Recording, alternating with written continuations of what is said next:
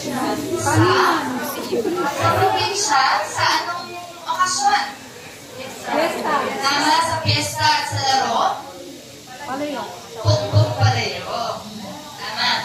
Kapares mo ng palayok sa pagluluto ay ginagamit din po natin ng kalat o pugon. Ito po ay nilalagyan ng uling o kaya naman ng kahoy sa loob upang magbaga ito. Alam niyo ba na dito sa Pampanga ay meron kami napaka-cute na versyon ng mga ito. Ang tawag namin dito ay kurang-kurangan. At noong unang panahon, isa itong uri ng laruan ng mga kabataan tulad ninyo. Ito rin ay tinatawag na luto-lutuan. Kaya naman, maraming bata ang naingganyang matutong magluto gamit ang laruan.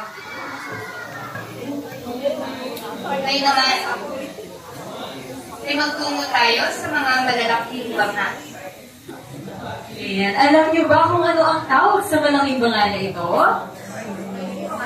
Ito ay tinatawag na tabayan, kung saan ito ay ginagamit sa pag-iimbak o pagbuburo. O sa Ingles, ay tinatawag na fermentation. Ano nga po ba ang ating mga binuburo?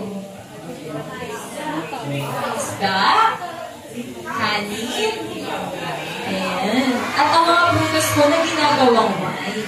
Dito naman po ay may isang uri ng isang tapayan.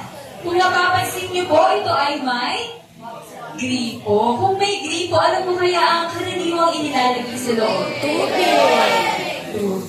Ayan. Kung sa ano niyo po nga na ang tubig na inilalagay dito ay kusang lumalamig. At sa panahon po natin ngayon, ito ay tinatawag na water dispenser. At ngayon naman po ay dumako tayo sa mahiwagang kagamitan dito po sa Bibili. Maaari niyo po bang hulain kung ano ang bagay na ito? Ikansa. Hindi mo yan Erno ako, ha?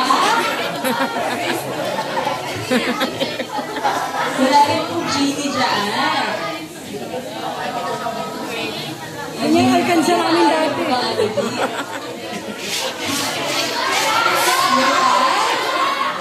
Alkansya. Sinaunang alkansya po yung mga tao na kanilang ginagamit. At alam niyo ba na mahirap sumpitin ang mga barya dito sa loob? Sapagkat napakatigas ng alkansya nito na gawa siya sa bato, ay gawa siya sa clay na naging bato. Ayan. Ngayon naman po ay dumako tayo sa mga pista na ipinagdiriwang po natin ngayong kasalukuyan. Isa na po dito ang Parol Festival at ang Hot Air Balloon Festival. Maaari niyo po bang pagmasdan ng mga parol? Hindi po ba't napakaganda po nila? Alam niyo po ba na dito sa San Fernando, Pampanga, ang tinaguri ang buhok of the Giant Lantern o mas kilala po sa tawag na Ligligan Parol. Maaari po ba nating ulitin? Ligligan Parol. Mahusay. Kung saan dito po nang galing ang mga magagaling pagdating po sa paggawa ng mga magaganda at makukulay na parol. At kahit pagsamahin niyo po kami ng Bibili, ay hindi mo mabutumbasan ang mga laki ng mga parol na ito.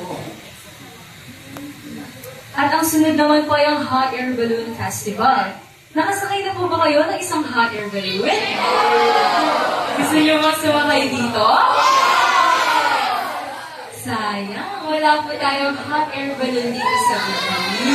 Pero maaari po kayong manood dito at matunghayan ang kanilang tagitan. Dito po ay ginaganap sa New Clark City or Tarlac City.